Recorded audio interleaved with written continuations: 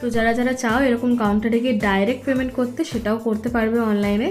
এখানে কিন্তু অনেক ধরনের কাউন্টার্স রয়েছে, তোমরা ঘুরে ঘুরে দেখতে পারবে। আমি প্রথমেই চলে এসেছিলাম ওয়াও চায়নাতে, কেননা ভাইয়ের চাইনিজ খেতে আজকে ইচ্ছে করেছিল।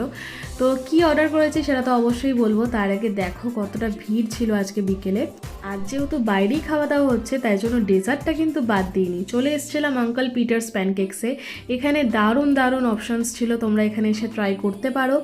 যারা প্যানকেক খেতে ভালোবাসো তাদের জন্য রয়েছে কিন্তু এখানে অনেক ধরনের অপশানস। অবশ্যই ট্রাই করো আর আমাকে জানিও তোমাদের সবার কেমন লেগেছে। আজকে আমি আর ভাই অর্ডার করেছিলাম সিজলার, যেটা খেতে ছিল অসাধারণ। তোমরাও এসে এখানে ট্রাই করে যেতে পারো।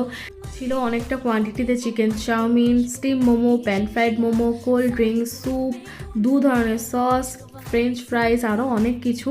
এটা কিন্তু 2 ধরনের সিজলার হয়, তোমরা এটা রাইসও নিতে পারো আবার নুডলসও নিতে পারো। আমি নিয়েছিলাম নুডলসটা। আমার আর ভাই দুজনারই নুডলসটা হালকা ড্রাই লাগছিল, তাই অর্ডার করে